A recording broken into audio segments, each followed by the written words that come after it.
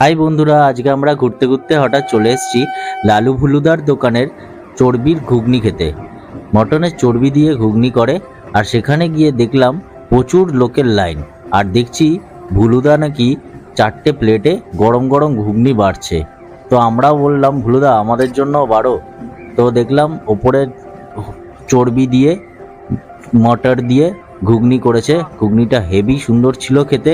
ওপর দিয়ে পেঁয়াজ আর একটু ধনেপাতা কুচি, লঙ্কা কুচি ছড়িয়ে দিল, আর একটু নুন আর বিট নুন দিয়ে সার্ভ করে দিল সবার কাছে।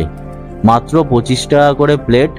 যারা যারা এই বর্ষার দিনে ঘুগনি মটনের চর্বি দেওয়া ওপরে ভাসছে, তারা যদি খেতে চাও লালু ভুলুদার দোকানে অবশ্যই ভিজিট করো।